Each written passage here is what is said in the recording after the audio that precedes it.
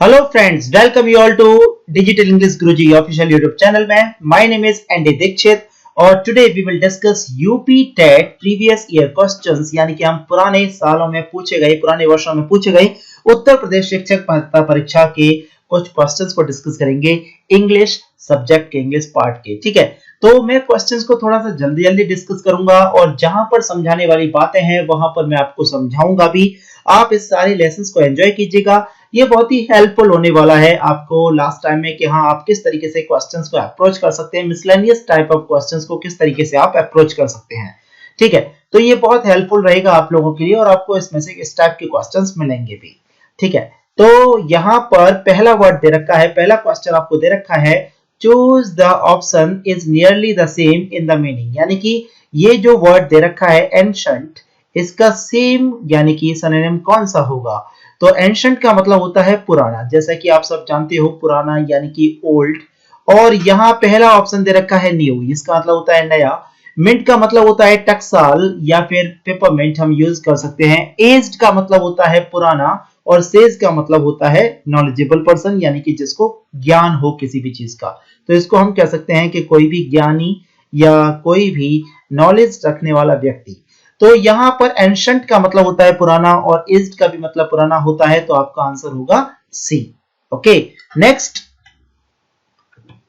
अगला क्वेश्चन है. आपको इसमें भी आपका सेम मीनिंग पूछा गया है कि इसमें से सेम किसका है. तो प्लेंटी, प्लेंटी का मतलब होता है काफी यानी कि बहुत अधिक होना, काफी अधिक होना. लॉट का भी मतलब अधिक होता है. स्केर्स का मतलब होता है दुर्लभ यानी कि रेयर. अगर हम देखें तो स्केर्स का मतलब रेयर होगा. गिफ्ट का मतलब होता है उपहार और बोनस भी इज इक्वल टू गिफ्ट यानी कि ये भी उपहार के समकक्ष होता है और ये एक्स्ट्रा मनी में काउंट होता है. तो प्लेंटी का जो आपका सेम वर्ड जाएगा वो जाएगा लॉट. तो आपका आंसर होगा ए. ठीक है, तो ये आपका आंसर होगा. नेक्स्ट क्वेश्चन डिस्कस करते हैं. Question number 3, choose the word that can join the two given sentences. यानी कि ये जो दो सेंटेंसेस दे रखे हैं, दो क्लॉज दे रखे हैं, इन दोनों को जोड़ने के लिए कौन सा कनेक्टर, कौन सा कंजंक्शन उपयुक्त होगा. तो देखिए यहां पर पहला सेंटेंस है राइट प्रॉपर्ली यानी कि सही ढंग से लिखो, और दूसरा क्वेश्चन है do not right at all, बिल्कुल मत लिखो. अब इन दोनों क्वेश्चंस में बिल्कुल भी कम्युलेटिव वाली बात नहीं हो रही है, बिल्कुल भी जोड़ने वाली बात नहीं हो रही है. यहाँ पर जो दो सेंटेंस दे रखे हैं आपके सामने, ये दोनों के दोनों जो सेंटेंस हैं इन दोनों में चॉइस दे रखी है. यानी कि जिस सेंटेंसेस में, जब दो सेंटेंसेस में चॉइस दे रखी हो तो वो अल्टरनेटिव कंजंक्शंस कहलाते हैं. और ये होते हैं आपके ईदर और, नीदर, नॉर और अदरवाइज. ठीक है, तो ये आप समझ सकते हो ईदर और, नीदर, नॉर या फिर अदरवाइज. अब यहां पर सेंटेंस कह रहा है कि आपका ध्यान से देखेंगे तो राइट प्रॉपर्ली अच्छे से लिखो, do not right at all बिल्कुल भी मत लिखो. तो यहां पर चॉइस वाली बात हो रही है, या तो आपको लिखना है या आपको नहीं लिखना है. तो जब आप दो सेंटेंसेस को पढ़ें और पढ़ करके आपको ऐसा लग रहा है कि हाँ ये वाला काम करो या फिर ये वाला काम करिए या बिल्कुल भी मत करिए, तो वहां पर वो चॉइस वाली बात होती है. तो इसको हम जोड़ेंगे और से, यानी कि यहाँ पर और का मतलब होता है या. अगर इधर और भी ऑप्शन में होता तो हम इधर और से भी कर सकते थे, इधर राइट प्रॉपर्ली और do not right at all, या फिर राइट प्रॉपर्ली और do not right at all. या तो अच्छे से लिखो या फिर बिल्कुल भी मत लिखो. अब मैं आपको इनको बता देता हूँ. बट यूज होता है एडवर्सेटिव कंजंक्शन यानी कि जहां पर कंट्राडिक्शन दे रखा हो, जहां पर एक सेंटेंस दूसरे सेंटेंस के अपोजिट मीनिंग दे रहा हो. जैसे कि अगर पहला सेंटेंस आता है आपका कि आप सुन लीजिएगा बस, जैसे मैं मेहनत करता हूं, तो ये पहला सेंटेंस हो गया. और दूसरा सेंटेंस में फेल हो जाता हूं. तो मेहनत करने पर तो लोग पास होते हैं, लेकिन कोई बंदा मेहनत करने पर फेल हो रहा है तो उल्टा सेंस आ रहा है. तो जब उल्टा सेंस आता है तो वहां पर आप यूज करेंगे बट. ठीक है, बट, स्टिल, येट. तो उल्टे सेंसेस के लिए हम यूज करते हैं जब उल्टा भाव आ रहा हो एक सेंटेंस का दूसरे सेंटेंस में, तो वहां हम बट यूज करते हैं. जैसे he is rich, he is honest, he is poor. तो ही इज पुअर वह गरीब है, ही इज रिच, सॉरी वह ऑनेस्ट है, तो ऑनेस्ट तो हम यूज करेंगे he is rich but he is honest. Okay, तो वहां पर आप देख सकते हो अगर मैंने यूज किया कि ही इज पुअर, एक सेंटेंस हुआ, ही इज ऑनेस्ट दूसरा सेंटेंस हुआ.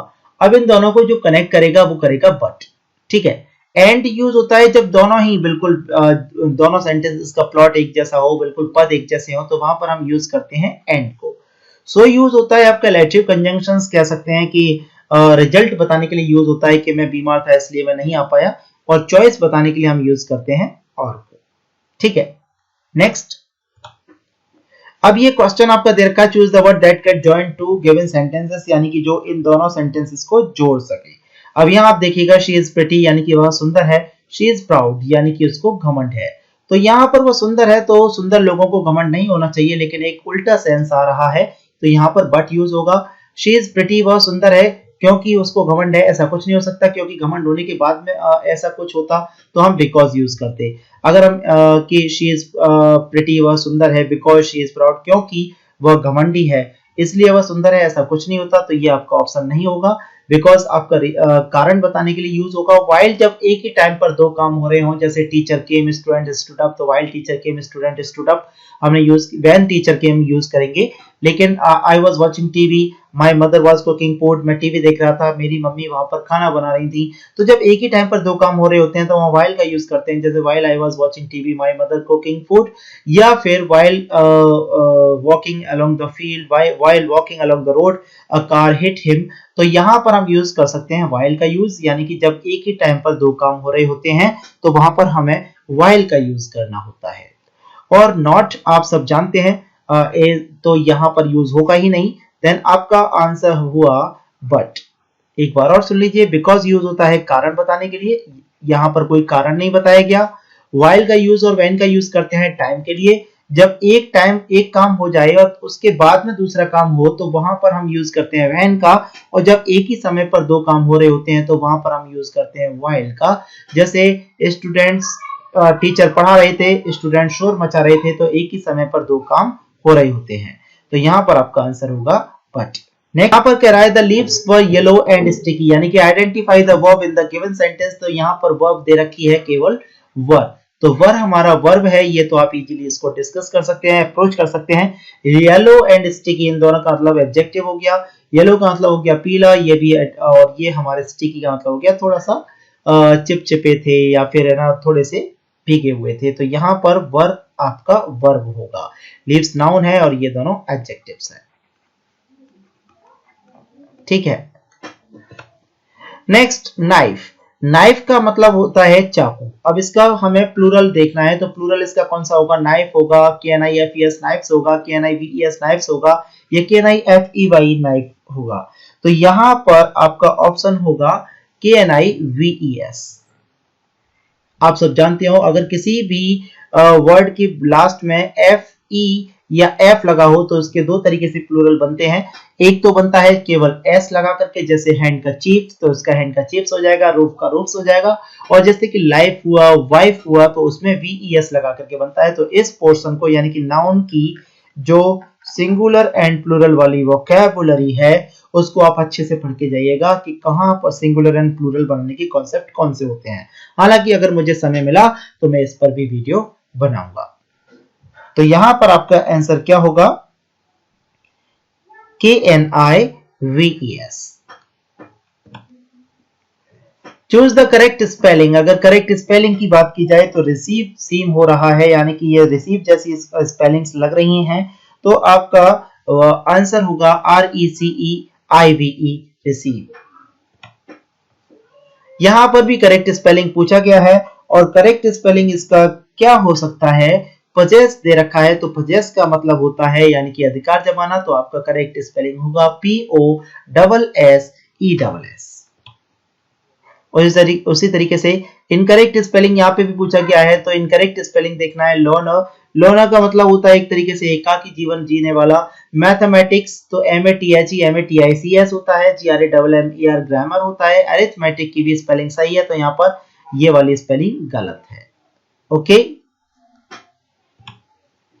Which is not synonym of the given word, यानी कि इस वर्ड का सिनोनिम कौन सा नहीं है? तो यहाँ पर क्वेरल का मतलब होता है झगड़ा। ठीक है, क्वेरल का मतलब क्या होता है? झगड़ा।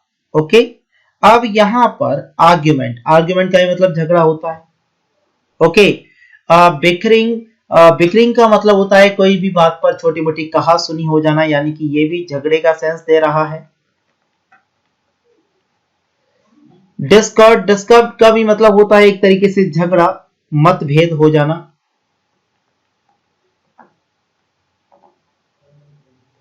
और क्वेरी का मतलब होता है एक तरीके से किसी भी चीज का, जनरली कैरी इज, अगर हम देखा जाए तो ये एक वर्ब है, यानी कि इसका मतलब होता है कोई भी चीज को अंदर तक जाना, किसी भी चीज के बारे में पता करना। ठीक है, तो कैरी जो है एक तरीके से डिसएग्रीमेंट, यानी कि डिसएग्रीमेंट का सेंस भी जाता है। तो लेकिन इसका मतलब जाता है गहरे से, यानी कि एक साउंड करता है क्वेरल जैसा, लेकिन ऐसा कुछ नहीं है, क्योंकि इसका मतलब होता है थोड़ा सा गहरा। तो आपका आंसर होगा कि which is not synonym of the given word, यानी कि ये जो वर्ड दे रखा है क्वेरल, इसका सिनोनिम कौन सा नहीं है। तो ये आपका आंसर होगा डी। ओके, अब ये दे रखा है choose the option to which you can not add er at its end form a new word, यानी कि ऐसा कौन सा वर्ड है जिसके लास्ट में आप ईआर यूज नहीं कर सकते। तो देखो, सूनर कर सकते हैं ना, बिल्कुल भी। ओके, क्विकर कर सकते हैं, टाइमर कर सकते हैं,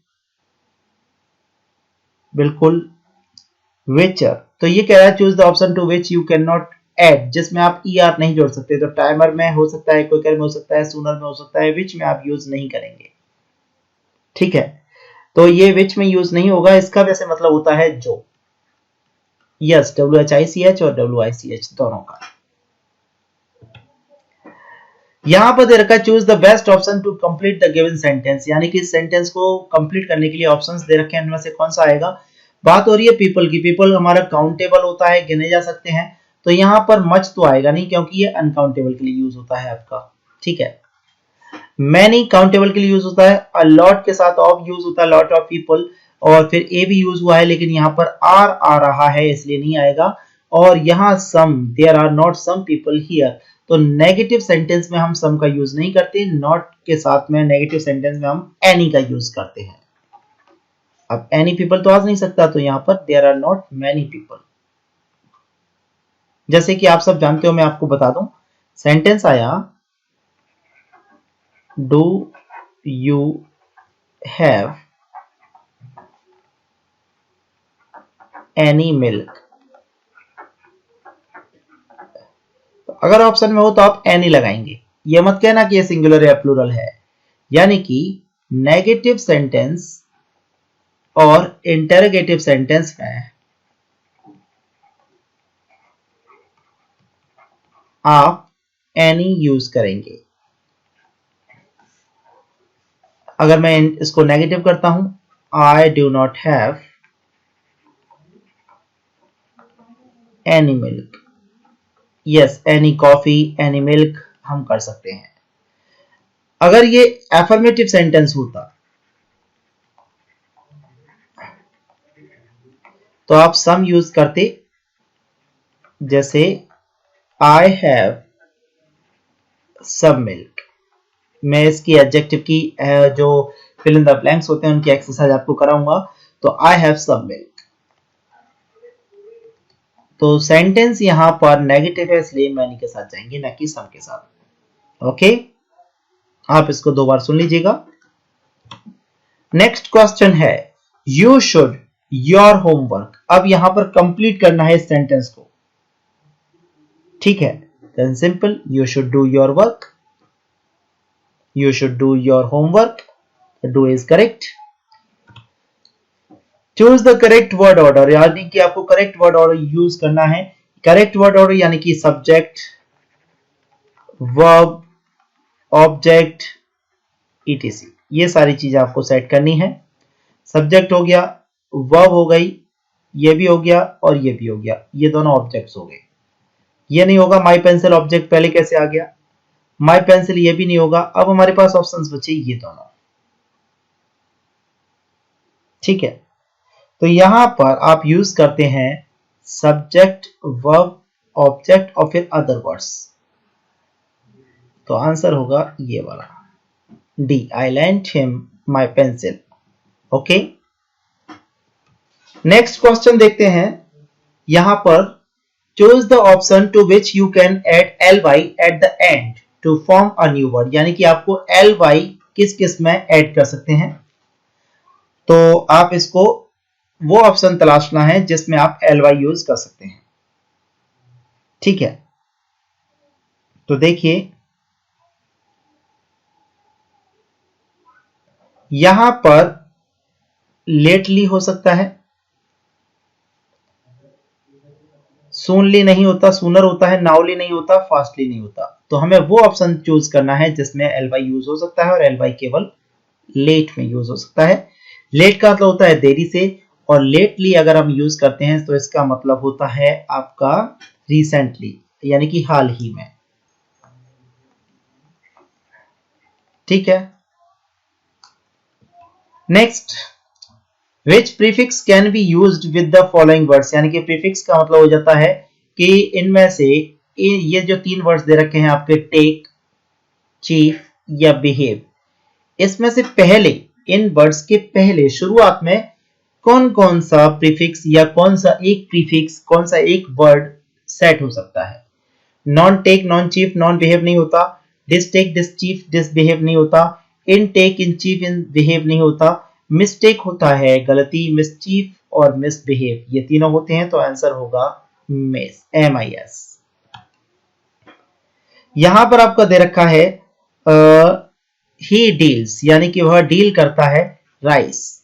अब ये बिजनेस की बात हो रही है, क्योंकि राइस अगर चावलों की वो डील करता है, चावल की डील करता है, तो इसका मतलब ये बिजनेस है। ठीक है ना। तो देखिए DEAL अगर किसी पर्सन के साथ होती है तो हम यूज करते हैं विद, और अगर DEAL किसी बिजनेस में होती है तो हम यूज करते हैं इन। ये आप सबको पता ही होगा। Then answer will be deals in rice, और ही सिंगुलर है, यहां सिंगुलर के साथ फर्स्ट फॉर्म में एस और यस लगा है, तो ये आपका बन गया सिंपल प्रेजेंट। और मैं टेंस भी कराऊंगा आपको बहुत ही आसान तरीके से।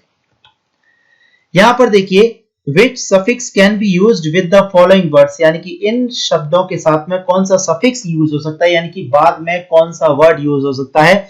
तो माउथफुल होता है, स्पूनफुल होता है, ILY यूज नहीं होगा, वाई नहीं होगा, ER नहीं होगा, माउथ और स्पूनर कुछ नहीं होता, माउथफुल और स्पूनफुल।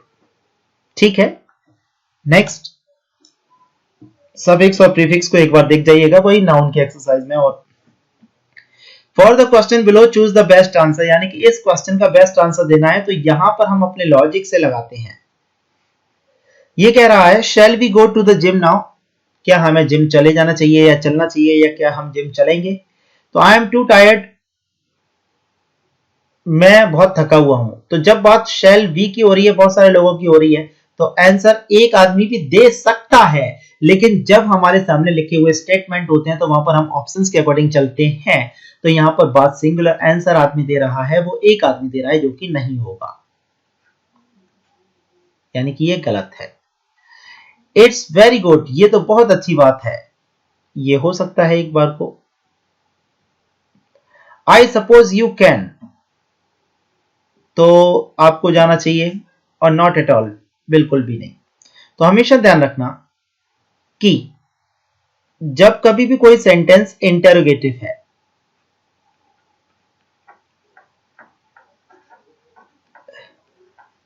ठीक है, और उसका आंसर आपसे पूछा गया है,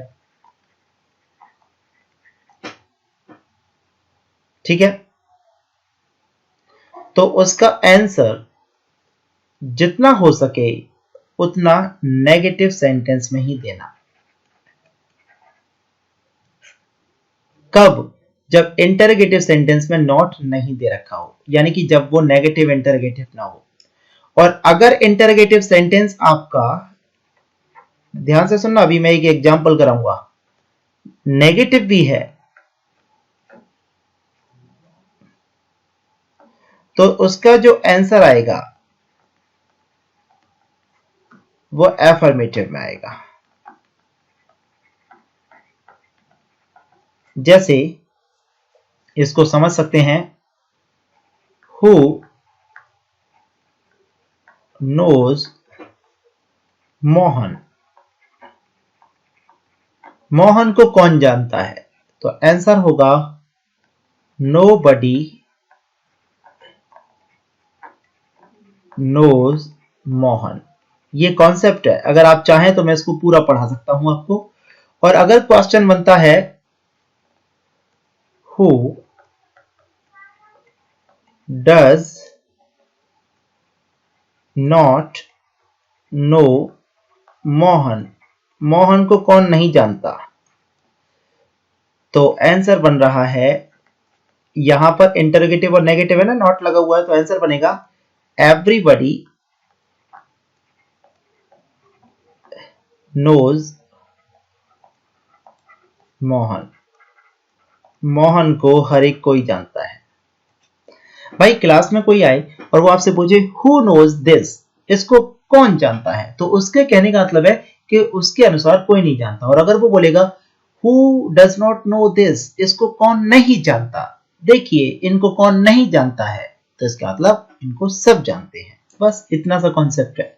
तो अगर इंटरोगेटिव सेंटेंस आपका है और उसका आंसर पूछवा रहा है, यानी कि असर्टिव पूछवा रहा है, तो अगर इंटरोगेटिव सेंटेंस में नॉट नहीं लग रही है, यानी कि वो असर्टिव एफर्मेटिव इंटरोगेटिव है, तो उसके आंसर में नॉट वाले को सजेस्ट करना। और अगर इंटरोगेटिव सेंटेंस से आंसर पूछ रहा है लेकिन वो इंटरोगेटिव प्लस नेगेटिव भी है, तो उसके आंसर में एफर्मेटिव सजेस्ट करना। जैसे who does not know Mohan, तो everybody knows Mohan, who knows Mohan, nobody knows Mohan. ध्यान रखना इसको, इसलिए यहां पर आंसर होगा not at all, C.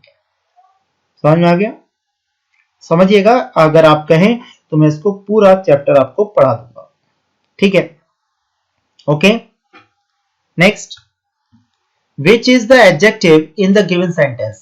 The tall girl met a boy, एक लंबी लड़की एक लड़के से मिली।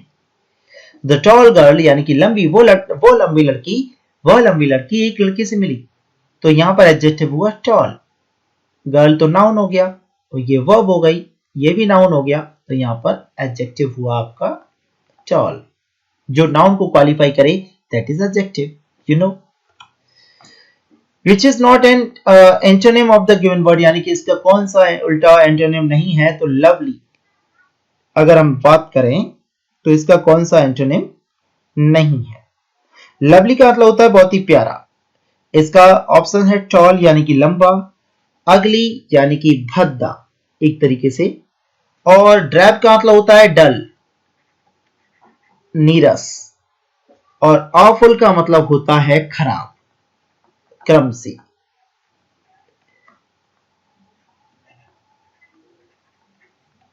भद्दा, तो इसका which is not an antonym of the given word, तो लवली का मतलब होता है अच्छा, तो अगली का मतलब होता है भद्दा, ड्रैब का मतलब होता है डल भद्दा, और ऑफुल का मतलब भी होता है भद्दा, तो हमारा आंसर होगा टॉल। ठीक है, अगला question, what is your city like? आपकी सिटी किस तरीके की है? What is your city like? तो आई हैव नो आइडिया, मुझे कोई आइडिया नहीं है। अब आप कहेंगे सर यहाँ पे भी तो नॉट नहीं दे रखा है और ये भी आंसर पूछ रहा है, तो यहाँ पर नो वाला क्यों सजेस्ट नहीं किया? क्योंकि ये बिल्कुल उससे मिलता जुलता नहीं है। I have no idea. It is small but nice, ये भी आंसर हो सकता है। आई लाइक इट अलॉट, मैं इसको पसंद करता हूं। I do not like it, मैं इसको पसंद नहीं करता हूं। लेकिन यहां पर दे रखा है what is your city like, तो लाइक का मतलब ये नहीं है कि क्या तुम सिटी को पसंद करते हो, यहां पर लाइक का मतलब है कि आपकी सिटी किस तरीके की है। तो उस तरीके को बताया जा रहा है इस ऑप्शन में कि इट्स स्मॉल, यह छोटी है, बट नाइस, अच्छी है। तो आइडिया ओपिनियन नहीं पूछा जा रहा, लाइक करते हो या नहीं करते हो वो भी नहीं पूछा जा रहा, यहां पूछा जा रहा है कि ये किस तरीके की है। तो यहां पर मैनर पूछा जा रहा है, तरीका, ढंग पूछा जा रहा है, तो जल्दीबाजी मत करना। Next, identify the adverb in the given sentence, यानी कि इन सेंटेंस में एडवर्ब का पता लगाना है और आप इजीली उसका पता लगा सकते हो, क्योंकि एक पहचान जो अक्सर के क्लासेस में बताई जाती है वो ये है कि अगर एल पाई लगा हो तो वो एडवर्ब होता है। लेकिन अगर अच्छे से एडवर्ब पढ़ोगे तो बहुत सारे वर्ड्स, ग्रेट मेनी वर्ड्स ऐसे हैं जिनमें एल नहीं लगा होता, लेकिन वो एडवर्ब्स होते हैं। विग्ड, बॉय, स्लैप्ड, लाउडली, तो लाउडली जो है वो हमारा एडवर्ब है। ठीक है, यहाँ बॉय नाउन है, नाउन से जो पहले यूज होता है इट इज एडजेक्टिव। स्लैप एक वर्ब है, आर्टिकल हो गया, गर्ल नाउन हो गया, और दिस इज लाउडली एडवर्ब। ठीक है, next, choose the word opposite in the meaning in the given word. Opposite बताना है, तो ड्रॉट का मतलब क्या होता है? सूखा। ड्रॉट का मतलब आप सब जानते हो क्या होता है? सूखा। ड्राइनेस, ब्रॉट और रिवर, तो फ्लड का मतलब होता है एक तरीके से पानी पानी चारों तरफ, बाढ़। ड्राइनेस का मतलब भी सूखा होता है। ब्रॉड का मतलब होता है लाया, यानी कि लाया हुआ, ब्रिंग की सेकंड फॉर्म है। रिवर का मतलब होता है नदी, तो you will go with flood. Answer होगा A. Choose the word opposite in the meaning to the given word. Ability, ability आ गया। अब एबिलिटी का मतलब होता है योग्यता, तो पहला ऑप्शन है इसका अपोजिट पूछ रहा है, तो पहला ऑप्शन है आपका फीजिबिलिटी। तो फीजिबिलिटी का मतलब होता है पॉसिबिलिटी,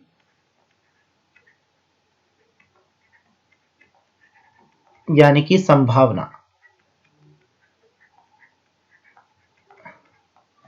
अनेबिलिटी, अनेबिलिटी का मतलब होता है असमर्थता। डिसेबिलिटी, इसका ही मतलब असमर्थता होता है, लेकिन एक तरीके से शारीरिक असमर्थता के लिए हम यूज कर सकते हैं। इनेबिलिटी का मतलब वो यही होता है अयोग्यता, असमर्थता। तो अपोजिट कौन सा हुआ? एबिलिटी, इनेबिलिटी, क्योंकि डिसेबिलिटी शारीरिक तरीके से हो, अनेबिलिटी कोई भी काम करने में असमर्थ व्यक्ति हो, लेकिन एबिलिटी का मतलब होता है योग्यता, तो इसका मतलब होगा अयोग्यता। जल्दीबाजी मत करिएगा। Choose the correct word order. Music Jack loves, गलत। म्यूजिक लव्स जैक, गलत, यानी कि म्यूजिक पसंद करता है जैक को। जैक लव्स म्यूजिक, ये सही है। जैक म्यूजिक लव्स, ये भी गलत, तो ये गलत है, ये गलत है, ये गलत है। जैक सब्जेक्ट हो गया, ये वर्ब हो गई, और ये आपका ऑब्जेक्ट हो गया। जैक म्यूजिक को पसंद करता है। Question number 27, it was my brother who went with, preposition के बाद या वर्ब यानी कि मेन वर्ब के बाद ऑब्जेक्टिव केस आता है। ऑब्जेक्टिव केस कौन कौन से हैं? ये पॉजेसिव केस है, ये सब्जेक्टिव केस है, सॉरी ये सब्जेक्टिव केस है, ये पॉजेसिव केस है,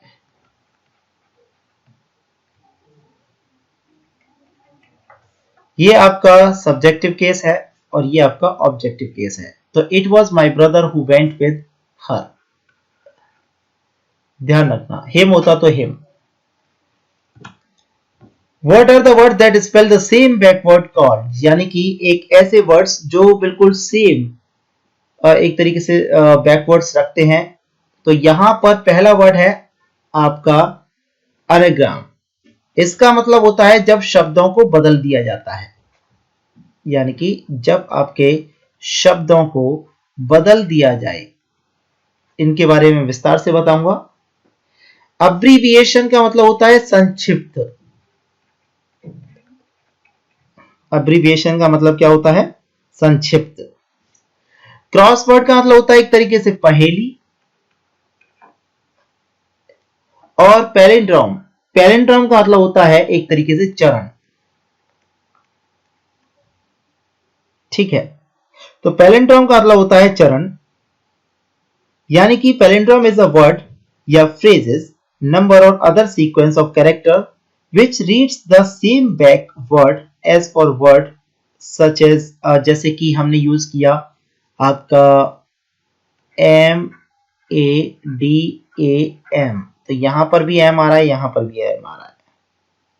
ठीक है, या फिर रीडर, तो शुरुआत में आ रहा है, लास्ट में आ रहा है, तो यहां पर इसको पैलिंड्रोम बोलते हैं, जहां पर किसी की स्टार्टिंग और एंड एक जैसे लेटर से हो। ठीक है, next, choose the plural of the word box. तो बॉक्सेस होगा इसका, आप सब जानते हो। And 30, choose the singular of the given word. अब सिंगुलर क्या होगा इसका, लीव्स का लीफ। ओके, तो ये 30 क्वेश्चन हो गए। बाकी के 30 क्वेश्चंस को भी देख लेते हैं, क्योंकि जल्दी से हम देख ही रहे हैं। आप इसको 2 बार में भी देख सकते हो इस वीडियो को। तो यहां पर पहला वर्ड आपके सामने आ रहा है, that is adjective of body. Body का एडजेक्टिव क्या होगा?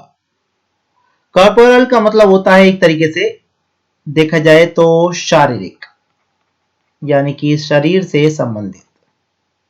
दैहिक हम कह सकते हैं, दैविक, दैहिक, भौतिक, तापा, दैट इज बॉडीली। बॉडीली का मतलब होता है शारीरिक रूप से।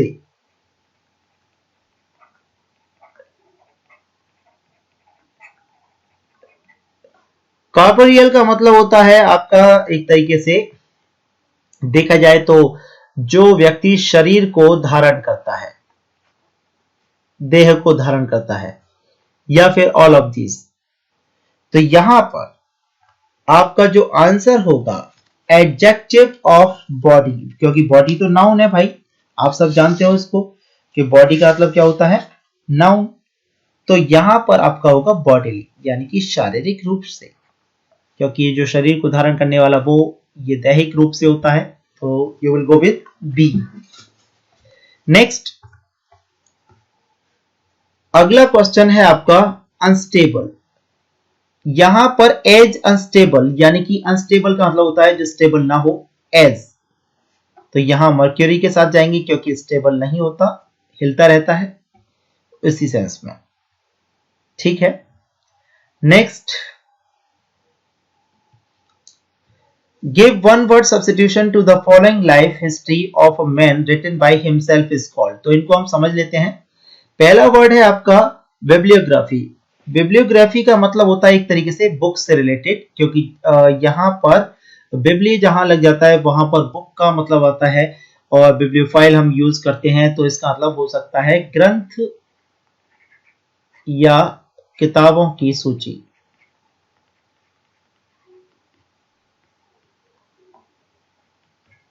ठीक है, कैलीग्राफी का मतलब होता है लिखने से संबंधित, यानी कि सुलेख। बायोग्राफी का मतलब होता है बायोग्राफी, यानी कि जीवनी। और इसका ऑटोबायोग्राफी का मतलब होता है आत्मकथा। इनको आप अच्छे से समझ लीजिएगा। तो यहां पर आपका आंसर जो होगा वो होगा ऑटोबायोग्राफी, क्योंकि यहां दे रखा है to the following life history of a man written by himself, यानी कि एक उसी व्यक्ति के द्वारा, यानी कि एक व्यक्ति के द्वारा उसी की कहानी खुद के द्वारा लिखी हुई हो, तो वो होती है ऑटोबायोग्राफी। नेक्स्ट है Rita writes a letter to him every day. तो यहां पर राइटर्स नहीं है, ये टाइप गलत हो गया है, इट शुड बी WRITES, यहां पर ये R नहीं आएगा। ठीक है, अब इसका पहला ऑप्शन है to him a letter was written by Rita every day, a letter was written to him by Rita every day, a letter is written. पहली बात तो यहां पर राइट्स लग रहा है, यानी कि सिंपल प्रेजेंट की बात हो रही है। इस तरीके से वहां पर अप्रोच करना, सिंपल प्रेजेंट। तो पैसिव वॉइस प्रेजेंट का प्रेजेंट में रहता है, पास्ट का पास्ट में रहता है। ये डायरेक्ट इनडायरेक्ट नहीं है, ये नरेशन नहीं है जहां पर प्रेजेंट का पास्ट हो जाए। तो यहां पर वॉज वाला तो एलिमिनेट हो गया आपका। दूसरी बात, अगर आईएनजी होती है तो आईएनजी में लगता है बीइंग एंड वर्ब की थर्ड फॉर्म, ये एंड वर्ब की थर्ड फॉर्म, तो इसलिए ये भी आपका हट गया। अब बचे आपके पास ये ऑप्शन अ लेटर और टू हिम। तो रीता राइट्स अ लेटर, तो सेंटेंस ऑब्जेक्ट से स्टार्ट होता है पैसिव वॉइस में। ऑब्जेक्ट क्या है, तो देखो change the following into passive voice. Rita writes a letter to him every day, तो सबसे पहले अ लेटर, तो ये तो गलत हो ही गया था वॉइस की वजह से। यहां देखते हैं अ लेटर। प्रेजेंट की बात हो रही तो इज भी दे रखा है, सिंपल प्रेजेंट में इज एम के साथ में वर्ब की थर्ड फॉर्म यूज होती है। A letter is written, write का रिटन हो गया थर्ड फॉर्म, हर एक पैसिव में थर्ड फॉर्म लगाते हैं। अब जब लेटर इधर आ गया तो यहां देखिएगा ये जो लेटर है, एक मिनट मैं आपको ऐसे समझाऊं कि ये आपका जो लेटर है जब ये इधर आ गया है तो क्या बचा राइट के बाद में टू हिम, तो राइट का रिटन हो गया तो टू हिम लिख दिया, बाई के साथ में रीता एवरीडे लास्ट में यूज कर दिया, तो आपका आंसर होगा सी। इस तरीके से आप जल्दी से वहां पर अप्रोच करिएगा, ठीक है। Next, change the following verb into noun, यानी कि अप्रूव का हमें नाउन बनाना है। अप्रूविंग भी होता है, अप्रूव्ड तो एक वर्ब हो गया, एडजेक्टिव हो गया, पास्ट पार्टिसिपल हो गया, अप्रूवल भी होता है, अप्रूव से होता है, तो ये तो क्लियर वर्ब है, आपका नाउन बनेगा ये वाला, क्योंकि बाद वाक्य तो बनाए जाते हैं, एडजेक्टिव्स का काम करेगा, वर्बल नाउन की तरह काम करेगा। तो यहां पर आपका मेन अप्रूवल होगा, अप्रूव और अप्रूवल, ठीक है। नेक्स्ट,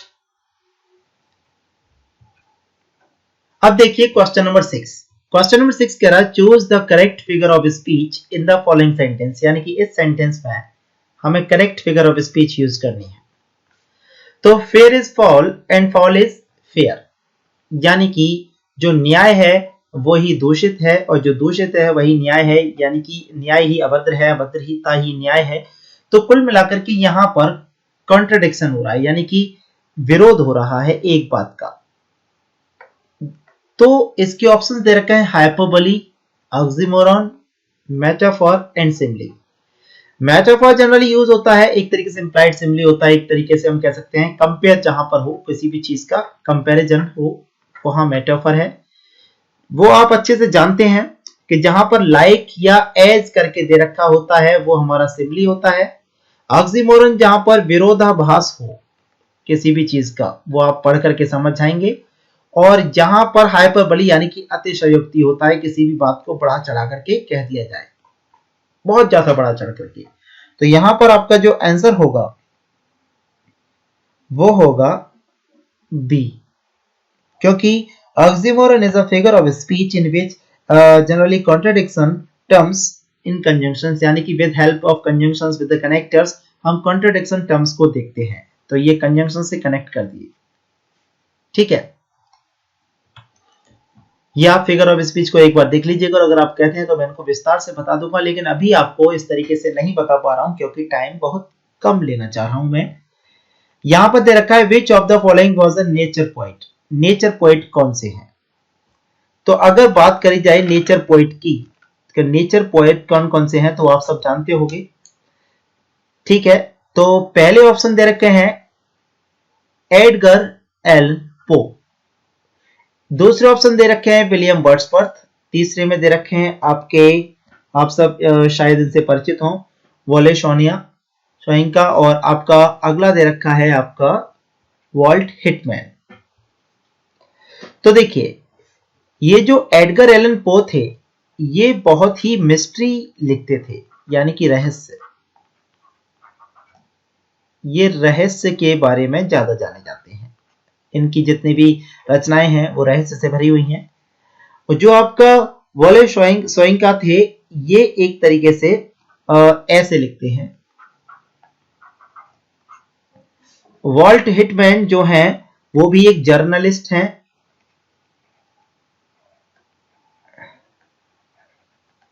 और ऐसे राइटर हैं। लेकिन विलियम वर्ड्सवर्थ जो थे वो एक पोएट हैं और वो नेचर से संबंधित लिखते थे। तो आप इनके बारे में पता कीजिएगा, विलियम वर्ड्सवर्थ के बारे में। Where the mind is without fear and head is held high, ये आपने 12th में पढ़ा होगा,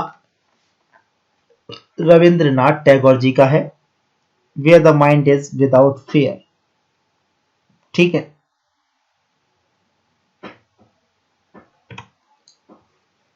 The Castaway is famous short story writer which of the following author, यानी कि शॉर्ट स्टोरी की बात अगर यहां पर हो रही है तो यहां राइटर मत करो, castaway is a famous short story written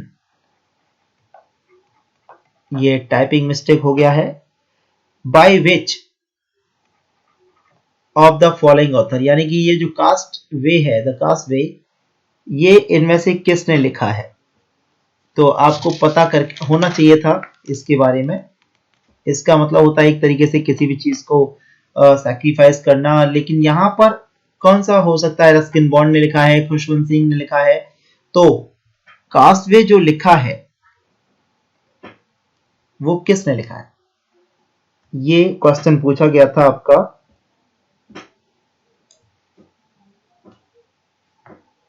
ये भी रविंद्रनाथ टैगोर जी ने लिखा है। यानी कि जो 10th में 12th में जो आपके पोएट मिले हैं, जो आपके राइटर्स मिले हैं, ऑथर्स मिले हैं, आपको एक बार उनको चीजों को देखना है, समझना है और एक बार उनको देखते हुए चलना है। अगर एक दो क्वेश्चन पूछा गया हो तो काम बन जाएगा आपका। Choose the synonym of the following word derogatory. Derogatory का मतलब होता है इंसल्टिंग, यानी कि अपमानजनक।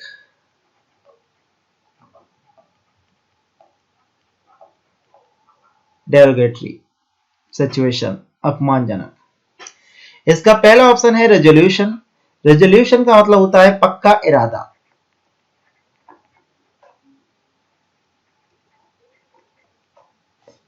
ठीक है। सोलेस का मतलब होता है किसी को सांत्वना देना।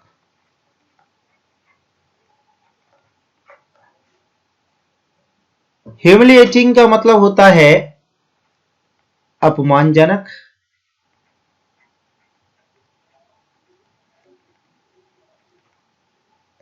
ठीक है। और फॉरलॉर्न का मतलब होता है बिल्कुल अकेला व्यक्ति, लाचार। एडजेक्टिव है, तो आपका सिनोनिम जो होगा इसका वो होगा सी।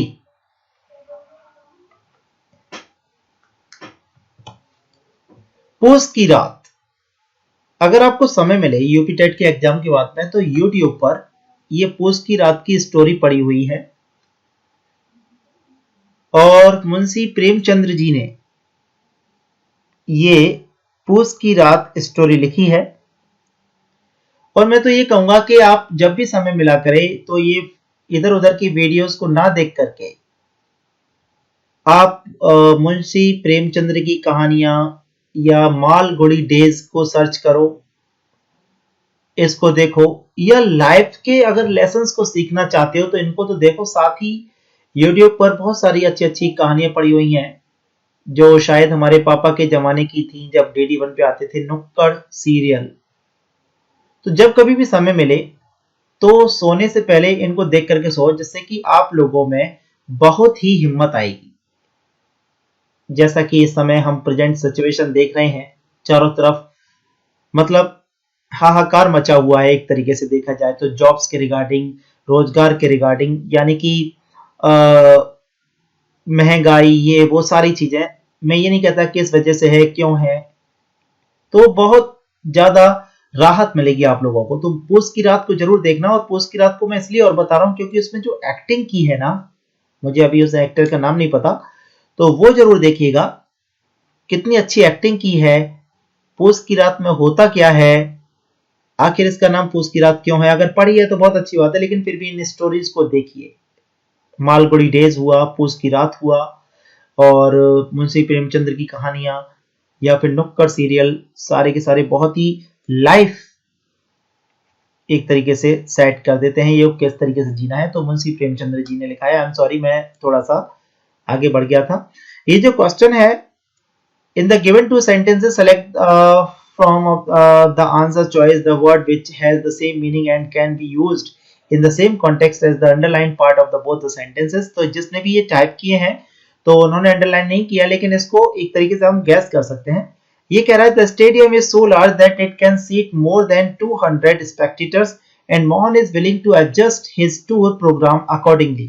तो यहां पर आप अगर देखें तो accommodate, accommodate का मतलब होता है ठहरना, यानी कि व्यवस्था करना, ठहरने की, accommodation। होल्ड का मतलब होता है एक तरीके से साधे रहना, विचार करना, पकड़े रहना किसी भी चीज को। अरेंज का मतलब होता है आप सब जानते हैं व्यवस्था करना, और गिव प्लेस का मतलब होता है स्थान देना। सबका एक तरीके से एक जैसा मतलब है। तो the stadium is so large that it can seat more than 200 spectators and Mohan is willing to adjust his tour programme accordingly. तो यहाँ पर एडजस्टमेंट के सेंस में अरेंजमेंट हम ज्यादा लगाएंगे, क्योंकि यहाँ विचार करने की बात नहीं हो रही है, स्थान देने की बात दोनों में नहीं हो रही है, कॉमन वर्ड देखना है, एकोमोडेट की बात नहीं हो रही है। तो यहाँ पर ठहरने की व्यवस्था की बात नहीं हो रही है, केवल अरेंजमेंट की बात हो रही है, व्यवस्था की बात हो रही है। तो you will go with C. Point out the figure of speech, use the following sentences. तो यहाँ पर फिगर ऑफ स्पीच आपको देखनी है कि integrity is the backbone of character, यानी कि अगर इसकी हिंदी की जाए तो सत्यनिष्ठा ही चरित्र की रीढ़ की हड्डी होती है। तो सत्यनिष्ठा होनी चाहिए हम सब में। तो यहाँ पर अगर बात की जाए तो इसमें कौन सा फिगर ऑफ स्पीच हो सकता है? सिंपली जिसमें लाइक या एज लगा हो, वो नहीं लगा हुआ। मेटाफोर यानी कि जिसमें एक तरीके से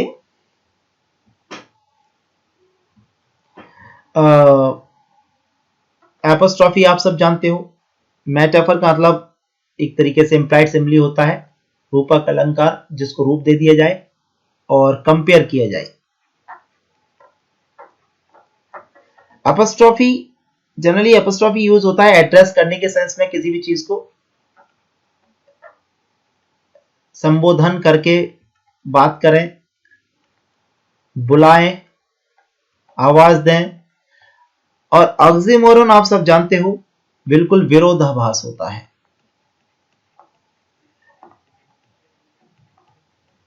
यानी कि जैसे कि हमने यूज किया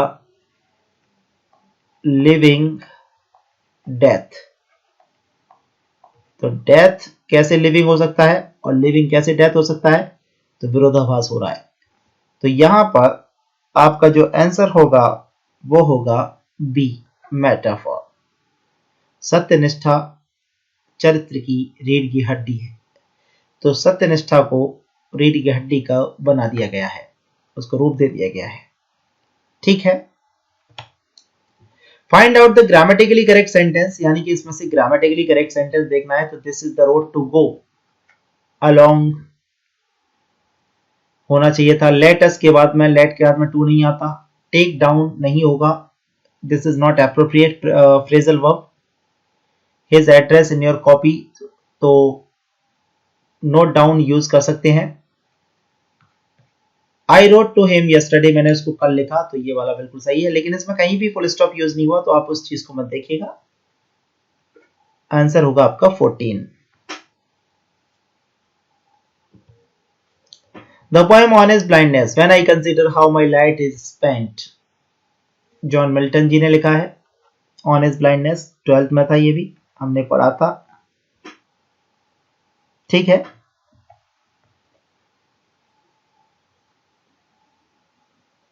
अगला क्वेश्चन है 16, pick out the incorrectly spelled word, यानी कि आपको इनकरेक्टली स्पेल्ड वर्ड देखना है। तो पहला है इल्यूसिडेट।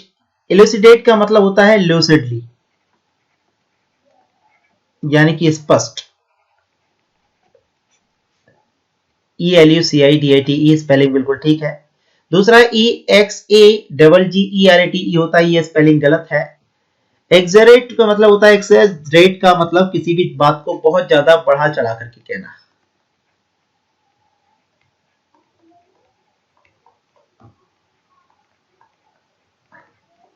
ठीक है। तो एक्सरेट का मतलब बढ़ा चढ़ा करके कहना, तो इसकी स्पेलिंग होगी आपकी EXAGGERATE,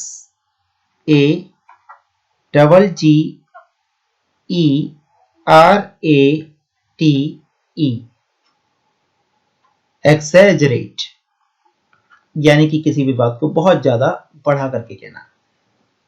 अगला है एक्साइल। एक्स का मतलब होता है किसी को देश निकाला दे देना, देश निकाला। और एक्सोनरेट, EXONERATE, एक्सोनरेट का मतलब होता है किसी को दोष से बरी करना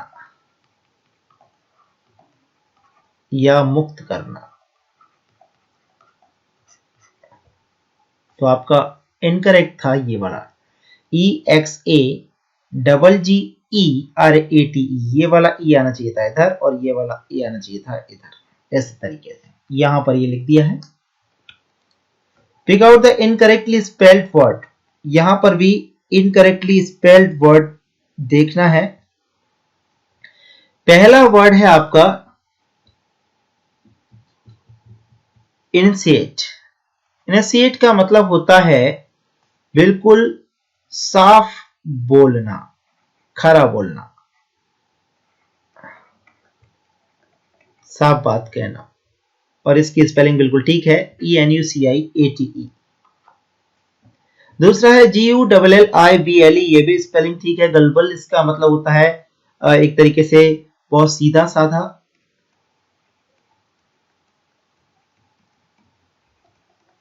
इनफॉलिबल, INFALLIBLE, इसकी भी स्पेलिंग बिल्कुल ठीक है। इनफैलिबल का मतलब होता है बिल्कुल सटीक, अचूक, जिसको हम बोलते हैं। और अगला है INSTIGATE होता है, तो ये गलत है।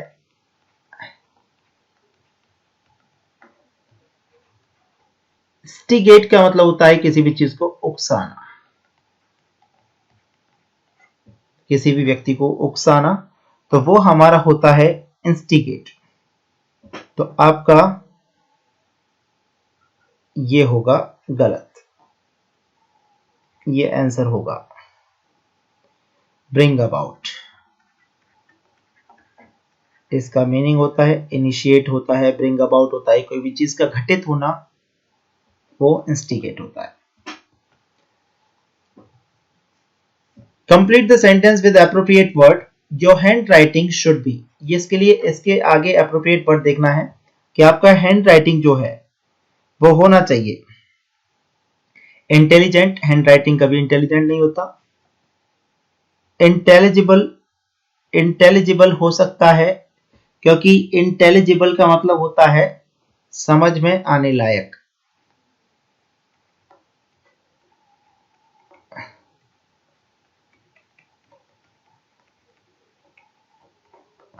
इंटेलेक्चुअल का मतलब होता है आपका बौद्धिक या बुद्धिगत। और इंट्रोवर्ट का मतलब होता है अंतर्मुखी, जो व्यक्ति खुद में रहे। एक्सट्रोवर्ट का मतलब होता है बहिर्मुखी। और एक होता है एम्बीवर्ट, AMBI का मतलब होता है दो। तो एम्बीवर्ट का मतलब होता है जिसमें दोनों ही मतलब कैरेक्टर हो, अंतर्मुखी भी हो और बहिर्मुखी भी हो, वो होता है एम्बीवर्ट, इंट्रोवर्ट और एक्सट्रोवर्ट। तो आपका आंसर होगा इंटेलिजिबल। इंटेलिजिबल का मतलब होता है समझ में आने लायक। तो ये कह रहा है योर हैंड राइटिंग, अगर हम देखें your hand writing should be intelligible. ये तो आप सब जानते हैं, all that glitters is not gold, ये एक प्रॉवर्ब है, एक कहावत है। तो आपका आंसर यही होगा, विच नहीं होगा, हु नहीं होगा और हुम नहीं होगा।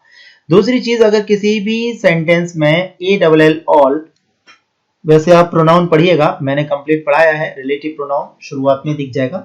लेकिन फिर भी अगर आपको बता दूं कि अगर ऑल दे रखा है, एवरी दे रखा है, सम दे रखा है, द सेम दे रखा है, सच दे रखा है, ठीक है, सुपरलेटिव डिग्री दे रखा है, इस तरीके के कुछ वर्ड्स दे रखे हैं, तो उसके साथ दैट ही आता है। तो यहाँ पर ऑल मिल रहा है तो दैट आएगा। दूसरा एक कहावत भी है। अगला जो वर्ड है, find out the appropriate meaning of the given word. Etymology. Etymology क्या होता है? वैसे तो इसका मतलब होता है शब्द उत्पत्ति, शब्द से रिलेटेड। तो act of spying to free blame या लाइकनेस ऑफ अ पर्सन या study of the origin of works. तो ये सॉरी, यहां पर ये टाइपिंग मिस्टेक दोबारा से हो गई है। तो वर्क्स और वर्ड्स हम कर सकते हैं, लेकिन यहां पर आप वर्ड्स करिए तो ज्यादा अच्छा है। तो your answer will B D. Etymology is a kind of study which deals the origin of words, यानी कि शब्दों के ओरिजिन्स को डील करती है ये एटिमोलॉजी। अगला क्वेश्चन है आपका 21। ये कह रहा है find out the appropriate meaning of the given word. यहां पर वर्ड होगा, इसका ऑप्शन वर्ड दे रखा है इनिमिटेबल, इसका मतलब होता है स्ट्रेंज, यूनिक, या अनोखा। तो इनकेपेबल ऑफ बीइंग रीच्ड, जिस पर पहुंचा ना जा सके, जिस पर विश्वास न किया जा सके या जिसको फॉलो ना किया जा सके, यानी कि जिसको दोहराया ना जा सके, तो आपका आंसर होगा इमिटेटेड। ठीक है, अ लिस्ट ऑफ गुड्स नहीं होगा। अ लवर ऑफ मैनकाइंड, तो ये थीस्ट होता है यानी कि आस्तिक।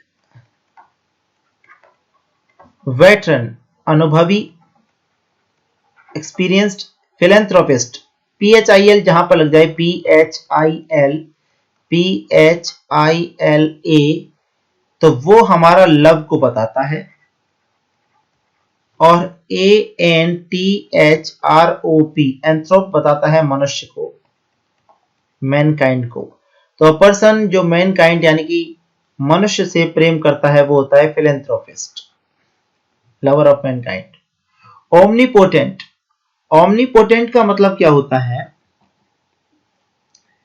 ओमनीपोटेंट का मतलब होता है, ओमनीपोटेंट का मतलब सर्वशक्तिमान। ये वर्ड्स बहुत पूछे जाता है, ओमनी से स्टार्टेड। एक होता है ओमनीसाइंट, तो ओमनीसिएंट जिसको बोलते हैं OMNISCIENT,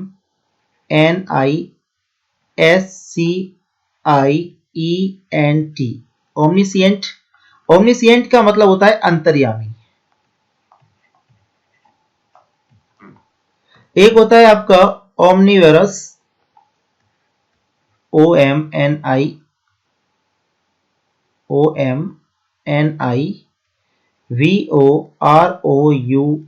अभी शुरुआत में लिखने में दिक्कत हो रही है। इसका मतलब होता है सर्वग्राही, वायरस जहां लग जाए यानी कि कुछ खाने वाला।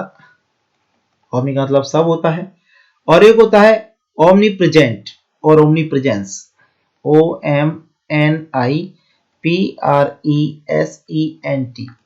इसका मतलब होता है सर्वव्यापक। ठीक है, तो इनको आप एक बार समझ लीजिएगा और ओमनी से स्टार्टेड वर्ड्स को याद कर लीजिएगा। 25, 23 एंड 24 क्वेश्चंस में प्रिंट मिस्टेक था। Use the correct form of the verb in the following sentences. He in Allahabad for and 5, तो यहाँ पर फॉर 5 years हो रहा है, तो अगर सिंस या फॉर के साथ टाइम दे रखा होता है तो आप सेंटेंस बनाएंगे परफेक्ट कंटिन्यूअस में।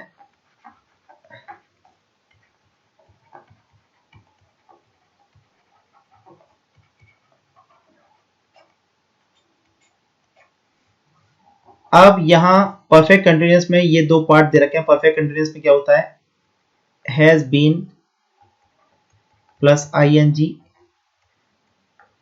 हैड बीन प्लस ING, और will have been and shall have been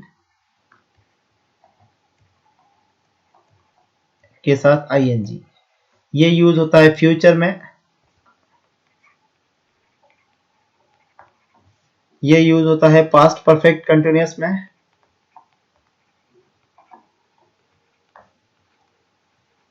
और ये यूज होता है हैज बीन ING या have been ING present perfect में।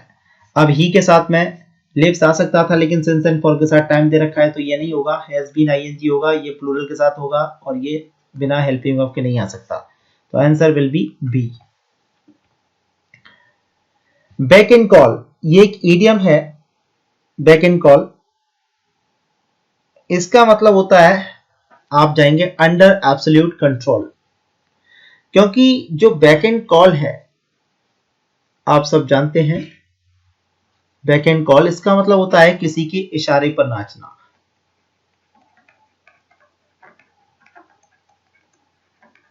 तो यहां पर कम टू नथिंग ये नहीं होगा, अंडर द एब्सोल्यूट कंट्रोल होगा, तभी तो इशारे पर नाचेगा। अगला वर्ड है आपका एक्सपीडाइट। एक्सपीडाइट का मतलब होता है किसी भी चीज को जल्दी से खत्म करना।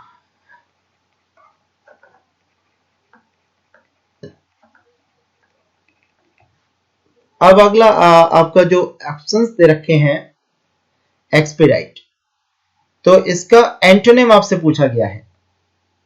एक्सपीडाइट का एंटोनिम इसका कौन सा हो सकता है? जल्दी से खत्म करना यानी कि डिले करना। तो आपका आंसर होगा सी। यहां पर द जज acquitted him the murder charge. तो यहां एक्विटेड का मतलब होता है एक तरीके से निर्दोष साबित करना, ठीक। तो एक्विटेड के साथ में या एक्विट के साथ में हम प्रीपोजिशन ऑफ यूज करते हैं, suffix preposition. The doctor was very tired as he has worked. पहला सेंटेंस पास्ट में है तो दूसरा ही पास्ट में बनेगा, ये नहीं होगा। हैड वर्कड हो सकता है, हैज बीन वर्किंग नहीं होगा, हैड बीन वर्किंग हो सकता है। The doctor was very tired, doctor बहुत थका हुआ था। एज क्योंकि he had been working alone, क्योंकि वो अकेला काम कर रहा था, तो ये काम शुरुआत से चला हुआ आ रहा था इसलिए। तो सिंस एंड फॉर के साथ अगर टाइम नहीं भी दे रखा है तो भी हम परफेक्ट कंटिन्यूअस में प्रेफर करेंगे। And 30 adjective of accent. Accent का मतलब होता है किसी भी चीज की भाषा शैली, लहजा। ओके, अब इसका दे रखा है आपका एडजेक्टिव पूछा है, तो एक्सेंचुएट यानी कि जोर देना किसी चीज पर, एक्सेंचुअल यानी कि जोर दिया हुआ, एक्सेंचुएटेड एक्सेंचुएट से बना है जोर दिया हुआ, और आपका ये दे रखा है एक्सेंचुएशन यानी कि एक्सेंट, एक्सेंचुएट, एक्सेंचुअल, एक्सेंचुएटेड, एक्सेंचुएशन। तो यहां इसका एडजेक्टिव कौन सा होगा? ए एल लग गया, आंसर होगा एक्सेंचुअल, ठीक है। तो मैंने कुछ चीजें जल्दी भी डिस्कस करी हैं। अगर आप चाहते हैं कि कंटिन्यू मैं आपको आर्टिकल कराऊं, फिगर ऑफ स्पीच बताऊं, सिंपल कॉम्प्लेक्स या कंपाउंड के बारे में डिस्कस करूं, तो आप मुझे कमेंट में बताइएगा। और क्योंकि अभी थोड़ा सा मैं आज थका हुआ भी था, अगर कोई इसमें मिस्टेक हो गई हो, प्रिंट मिस्टेक या बोलने में इधर उधर, तो उसको इग्नोर करके जो जरूरी चीजें हैं उसको समझिएगा। और मैं कोशिश करूंगा कि आपके लिए कंटिन्यू रहूं। फायदा तो नहीं करता क्योंकि वो हमेशा टूटा है, तो इसको जितना हो सके शेयर कीजिएगा अपने फ्रेंड्स के साथ में। यूपी टेट के जितने भी ग्रुप्स हैं उन सब में, फेसबुक पे, व्हाट्सएप पे थोड़ा सा सपोर्ट कीजिएगा। So thank you very much and all the very best for your UP TET exam. Next जो मैं यूपी टेट के लिए लेके आऊंगा वो फिल इन द ब्लैंक्स का एक कॉलम लेकर के आऊंगा, क्वेश्चंस लेकर के आऊंगा, जिसमें लिटरेचर के क्वेश्चंस भी होंगे, प्रीपोजिशंस के भी होंगे, कंजंक्शंस के भी होंगे, सिंपल कॉम्प्लेक्स कंपाउंड के भी होंगे। तो वेट कीजिएगा। Thank you very much, all the very best again, and really we make lot of efforts to bring you these courses absolutely free guys, so please आप जो है सपोर्ट कीजिएगा, share कीजिएगा। Thank you very much, bye.